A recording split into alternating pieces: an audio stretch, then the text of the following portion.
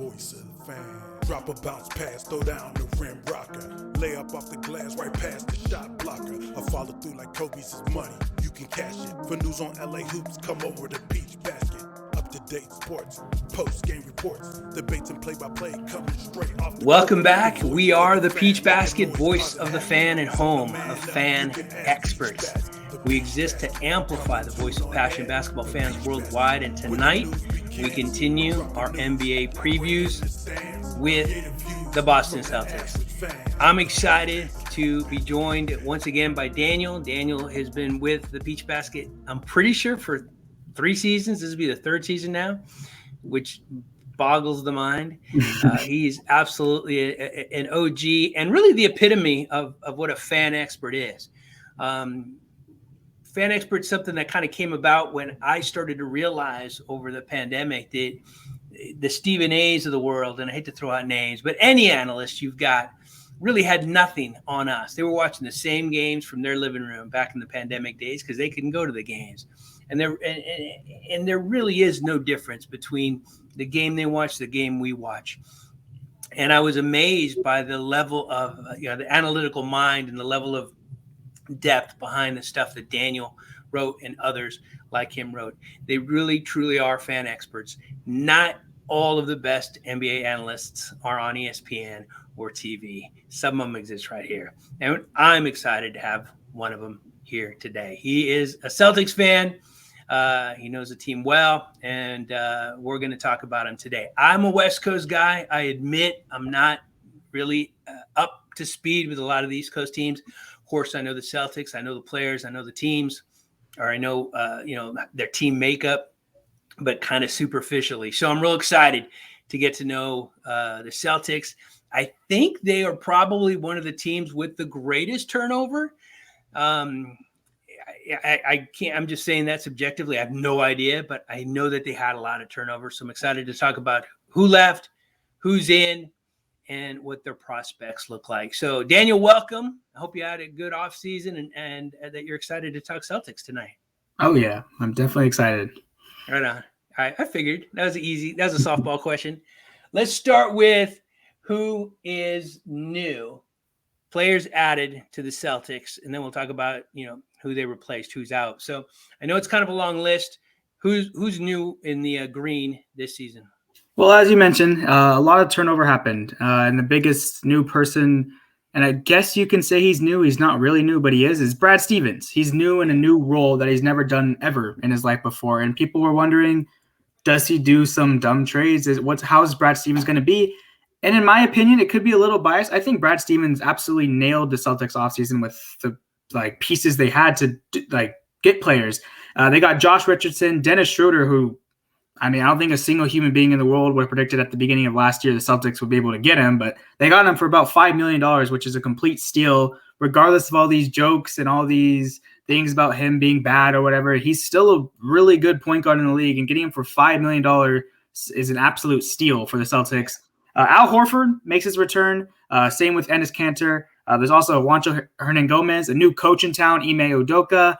And then they got a bunch of training camp guys fighting for a battle. Garrison Matthews, Juwan Morgan, Bruno Fernando, Sam Hauser, who's won their two-ways, and Ryan Arcidiacono and Theo Pinson. So a bunch of end-of-the-people, bench people. And the reason I mentioned that, though, is because compared to Celtics fans who are listening to this know this, Danny Ainge didn't really get established NBA players on the bench. It was kind of a lot of projects, a lot of second-round picks, late first, like Shemi Ojeley's, Tremont Waters kind of players, and that really hurt the Celtics. They asked Tatum and Brown to do so much, and when it came to the bench, the lead was gone. It was horrible. So Stevens goes out and gets all these veterans who are capable of scoring off the bench or defending off the bench, and I think it makes this team so much better. So I love Stevens' offseason, and that's all the new Celtics additions. So of those new additions you just rattled off, who do you think – I think you kind of hinted at it when you rattled off the list, but I'm going to ask you anyway. Who do you think is going to have the greatest impact? I'm actually going to go with Al Horford. Okay. I don't think he's going to be the best player, but your question was greatest impact, and I think his play style is the most perfect thing next to the Jays. He can spread the floor. He says he's in the best shape of his career. So does the coach. The coach says he looks amazing. So Al Horford, he can switch on the guards. He's a little bit older, but they're saying he looks like the same Al Horford. So, and also the thing that the Celtics have lacked, locker room presence. Every single player has been asked about Al Horford, and every single player said the exact same thing. Like, he is the biggest voice in the room, and everyone listens, and that's awesome. So I think Horford's got a pretty big impact back in Boston. It's interesting how much of an impact players like that have, right? LeBron specifically was hated to see Jared Dudley go. Not because he was putting up 20 and 10, but because he was a locker room presence guy. He was a glue guy, and those players matter. The nice thing about Horford, I think he might be able to do that, but he's going to put up points too. He's going to play really well. So that's a win-win situation. Schroeder has, you touched on this a little bit. You take away all of, the money that he might've walked away from, the money that he got with the Lakers and the Celtics. If you just take a look at him as a player, I got to see him up close, right, last season, and I think he's a really good player. I think he is a great complementary piece, right? He really excelled in that sixth-man role before he came to the Lakers. And I don't think it's because he's a sixth man necessarily, but I think it's because he needs to feed off stars. And the Celtics have got stars for him to feed off of. For whatever reason, the fit didn't work in LA because, they were two of the biggest stars in the game, but it just didn't click. And sometimes, that happens. But I think I think Boston is a really good fit for Schroeder specifically. Do you agree, or you talked about the money and the deal, which is undeniable, but as a player, do you think he's going to be a fit? Yeah, I'm just like you. I saw Schroeder from the Hawks days when they played the Celtics in the postseason. Yeah. And just, it's today's internet where it gets blown out of proportion. Schroeder is not a bad basketball player. And there's people going around, like you said, making fun of that contract thing, whatever. Big deal. They're NBA players. They're getting paid probably like 100 times more than we're making right now. So I think Schroeder making $5 million, I think he's going to be just all right. But anyways, they talk about that contract, but they don't realize that he's still a really good player. And yes, like you said, he didn't really fit well with the Lakers, and that's kind of just Schroeder's game. But for the Celtics, they're asking him to be a playmaker off the bench. And as you mentioned, that's where he strived in OKC. In Atlanta, he was an amazing sixth man because he was the playmaker off the bench. He would give you 19 points or whatever, and then he'd give you 10 assists. And that's what he was supposed to do, and that's what he's going to do. He's not asking for a starting role. He's asking just to be a contributor, help the Jays out, help the shooters out, do whatever he needs to do, and he'll do it. And hopefully he gets paid next offseason. My prediction, he will get paid next offseason more than people think he will. Then all these jokes can go to waste because they're annoying. Anyways, I love the Schroeder signing for the money and just for the fit as well. Right on. Yeah, I have a feeling he's going to blossom in Boston in ways he didn't in LA. All right, let's take a look now at who the Celtics lost. We said a lot of turmoil. You rattled off a whole lot of new players. That means a lot of players left. Who will no longer be wearing Celtic green? I think one of the main people who no one's talking about anymore is that Tristan Thompson's no one on the Celtics. And I think it's been talked about, but I don't think people understand that he's on the Kings. I had to look it up the other day and be like, wait, he's really on the Kings. I thought because he got traded from the Hawks to the Kings. I'm like, whoa, they just put him down there. So, because, the Tristan Thompson experience was horrible. It didn't really work out so well, and he was overpaid. But anyway, speaking of overpaid too, Kemba Walker, he's gone as well. At the time, seemed like an amazing fit. Kyrie Irving left. They replaced an all-star point guard with an all-star point guard. But Kemba had knee issues, and he didn't really play like a max player, even close to one. He played like an all-star, but not really a max player. So he got traded and waived.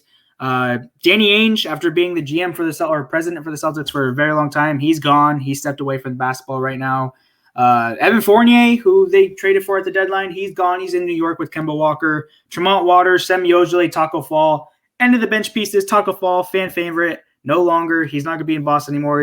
He's in Cleveland right now. Right. But like I mentioned earlier, those end of the bench pieces, if you just think about it, the Tremont Waters, Semi Ojele's replaced with Juancho Hernan-Gomez, Dennis Schroeder. It's definitely an upgrade. So realistically, Evan Fournier is a little bit of a blow, but I think the other guys, I think it's kind of the best case that the Celtics lost them.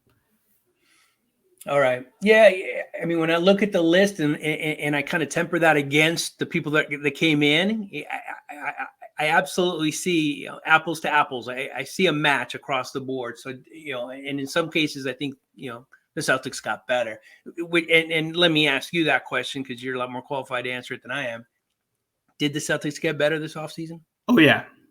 I could take off my unbiased cap. I think they're definitely a way better basketball team than they were last year. They addressed all the flaws, and yes, they're definitely a better basketball team. All right. I'm going to go off script here, and I'm going to do that because you and I have been talking for a long time, and I know you can handle it, and I don't think that there's any real issue here. But I have an opinion about what Boston needs to take that next step, right? Every team in the history of the NBA, with few exceptions, has had to battle, right? So they'll win a first-round series, lose in the second round, make it to the conference final, lose, and then break through. That's kind of been the Celtics' history, right? They've been great, but they just haven't been able to get to the promised land. What do you think this season? They've gotten better. What do you think is the key for the Celtics to break through? I'll tell you my thoughts, from the outside looking in, but what do you think is the key for the Celtics? Truthfully, health. Yeah. I'll discuss this a little later on, but I think this team is ready to contend now. But if they're healthy, because as everyone knows, the Celtics have not been healthy for the past, 4 years. Every single day there's a new injury. And if they're healthy, this team is really, really good defensively, especially. I think they're going to be a top 5 defensive team. That's not necessarily a bold take at all. Offense is a little bit of a question mark. We'll see what happens there. But I think this team, I don't know. I think they're going to surprise a lot of people this year. So I think that they're fine the way they are right now. Okay. My take, and again, I'm on the outside looking in, but I'm a fan of Jason Tatum's game. I think he's smooth. He's good. I think he has to take a step up. I think he's been all-star level, and, he's got to get to superstar level. And I forget who it was a year or so ago who said that there's only about 5 or 6 of players like that in the NBA. I think Jason Tatum's got to be that player. Not necessarily, for the Celtics, to take that next level, although obviously they would if he did, but because I think that's his progression. I think he's that good. I think he can take this next step. I think he can, kind of take the Kobe step, right? Because I know he's very close to Kobe. He followed that type of game, and I'd like to see Jason Tatum. I mean, just take that step. And he's been so good for so long, and he's just on the precipice. He's knocking on the door of greatness, and I'm talking superstar greatness. And obviously that's going to help the Celtics. I mean, am I off base there? Or obviously nobody's going to say, no, we don't want to see that happen. But do you think that can happen for him? Yes. Yeah. Simple. I think Team USA was a huge confidence and mental boost for him to understand where he is in the league and in the world. Yeah. No, agreed. Playing with the greatest against the greatest helps, no doubt. All right, everything goes good for the Celtics. We're going to kind of put on this fantasy for the moment, because you mentioned injuries are critical. They've hurt the Celtics. They hurt every team. I mean, injuries are the worst. But if everything goes well for the Celtics, what is their ceiling? Where can we expect to see them at season's end? I hope that people who end up watching this don't end the video after I say this, but I think the Celtics team could be an NBA Finals team. And the reason why I'm saying that is look at the Bucks last year. People thought, oh, Brooklyn has a big 3. They're winning the championship. Just don't even play the playoffs. Just have the Lakers Nets in the postseason. Yeah. There's a reason why we play the regular season and the postseason, because if it was just like we script it, then it would have been the Nets and Lakers, and none of those teams even made the conference finals. So I think there could be a few injuries. I mean, a few injuries probably have to happen to other teams. I'm not wishing upon any injury, but I'm just saying, the Bucks got a little lucky. Harden wasn't fully 100%. Kyrie Irving was out. I'm not taking away the championship. Let's not twist my words. But still, I think the Celtics team can play the Nets really well. Fully healthy Nets team. I think they could defend them. Offensively, it might be a little bit of a problem, as I mentioned earlier. But I think defensively, they have a little they got some good answers for them defensively. I think that's really the only real threat I'm scared of as a Celtics fan is the Nets, and probably the whole NBA is. Everybody else in the East, I can see Boston beating. Like, maybe I'm delusional, but I feel like this team is going to be so good this year. It's going to surprise a lot of people. All right. Every team, it's the beauty of the preseason, right? Every team thinks they can get to the finals. I think what's different about the Celtics is they've got a history to back it up, and they've got a good offseason to back it up. I don't disagree. I think this team has got to be finals or bust, they've got to find a way to get there. I think you've hinted at this also, but I'm going to ask it. We talked about what happens if everything goes right, but what's the biggest concern? What could derail this team this season? I'm not going to go too long. I have two answers. One of them, I'm not going too long into. It's health. Like we mentioned, every team has it, but the Celtics have been a little worse. So hopefully they don't get through this all over again. And the second one is shooting. I've hinted at this as well throughout this stream. I'm not really sure about the offense. Obviously, Jason Tatum and Jaylen Brown are to get some points. Dennis Schroeder get some points. Al Horford, Smart, they'll get some points. But they need shooting. And if you look at a couple of their big acquisitions, Josh Richardson and Dennis Schroeder, they both shot 33% from the field last year. And there's going to be a lot of games this year where it's Schroeder, Richardson, Brown, Tatum, and whatever, Robert Williams or whatever. And then there's not really much shooting. So they can just attack Brown and Tatum and then dare Schroeder and Richardson to shoot, and they'll live with the results. And that scares me a little bit. Yes, Richardson's defense kind of like makes up for his lack of offensive game and shooting, but also it could hurt the Celtics quite a bit, and they could attack them like that and be like, okay, we'll let Richardson shoot, and then it comes a point where he's missing all these threes. They have to take him out. They need to bring in like a Neesmith to shoot the three. So shooting scares me a little bit. Besides that, not really much. Defense was a huge problem last year for the Celtics. This year, I don't think it's be a problem at all. So I'd say just shooting, and the main one for almost every single team in the league, health. Yeah, sure. No, great perspective. I think shooting, it's a shooter's league, right? The NBA has changed so much. If you can't shoot and teams can start to kind of dare you, knowing that they're going to miss and kind of clog the middle, that changes the dynamic. And it's an interesting perspective. I forgot. I'm going to take a step back because I did forget to mention that we have another Knicks fan expert on our team, Nick, who wrote his thoughts down, and I wanted to share one with you because we talk about the ceiling. He went about it a little different because I don't think he would disagree with you that the finals is very likely for the Celtics, but he interestingly said that he sees them coming in at number 3 in the East. Now, it doesn't mean they're not going to win the title. Titles have been won at 3, obviously. But that's interesting. Number 3 behind, and I'm going to actually take some time to look this up. But let's start with that. What do you think about that? Do you think 3 is too high, too low, or just about right? I mean, me and Nick are pretty eye to eye on almost everything Celtics related. And I think this is one of the examples right here. I kind of see that too. For me, it's a toss-up between Milwaukee and Boston, but I would get the slight edge to Milwaukee. In the regular season, Milwaukee's a really good team. Yeah. I think 3rd is kind of where I put him at too. Yeah, and he's got the Bucks, interestingly, and the Sixers finishing above them. The Sixers are a big question mark right now. I'm not. Where does he have the Nets? Oh, maybe it's the Nets, and because I caught the Sixers, and then he says drama and getting worse. So I'm trying to read this with my side eye. Okay. I'm like, I might be misreading this. Yeah, because the Nets make a lot more sense, right, than the Bucks. And who knows what's happening to the Sixers? I don't think the Sixers know what's happening to the Sixers. Is Simmons playing because he wasn't going to, and then there's a report he's thinking about it because of the money. And if he does play, is he going to give it his all, or is he just going to be that little person who doesn't want to be there? So I'm not even going to play my full potential, so I won't get injured. Right. So I'm not really scared of the Sixers this year. Yeah, no, and I have to correct myself, Nick. I'm sorry if you're watching this. Yeah, he did say the Nets and the Bucks. He doesn't feel Miami is going to be good enough, which is going to upset Isaac on our team. But take it up with Nick.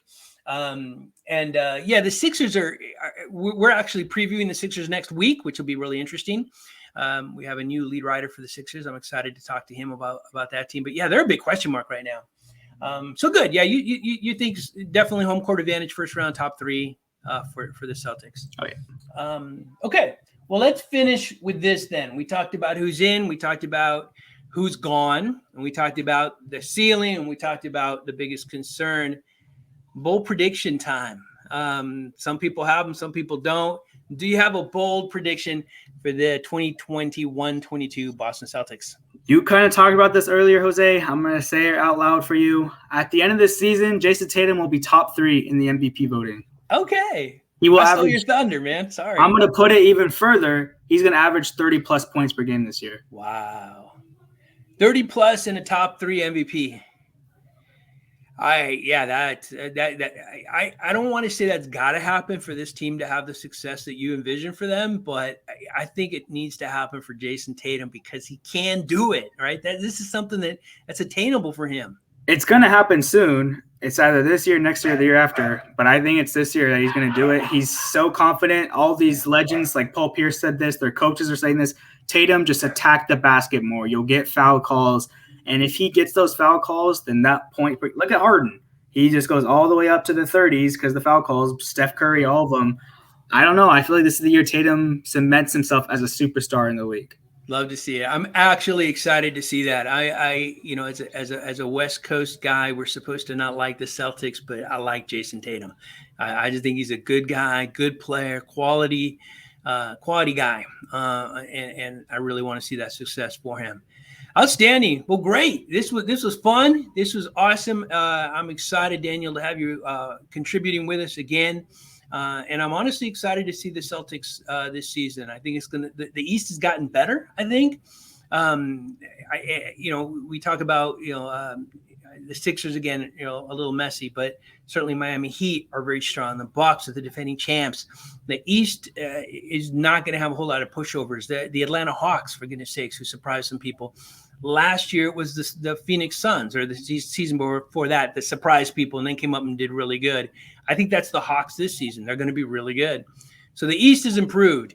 So it'll be really interesting to see how the Celtics do in a tough conference next season. Daniel, appreciate your time. Once again, we are the Peach Basket, voice of the fan, home of fan experts like Daniel. We exist to amplify the voice of passionate basketball fans worldwide. Thanks for joining us for the Boston Celtics. Tomorrow, we're talking Miami Heat basketball. Daniel, appreciate your time. We'll talk later in the season. See ya. Debates and play-by-play coming straight off the court. The voice of the fan making noise, causing havoc. Zone a man up, you can ask Peach Basket. The Peach Basket, coming soon on air. The Peach Basket, where the news begins. We're dropping news like we're in the stands. Creative views from the average fan.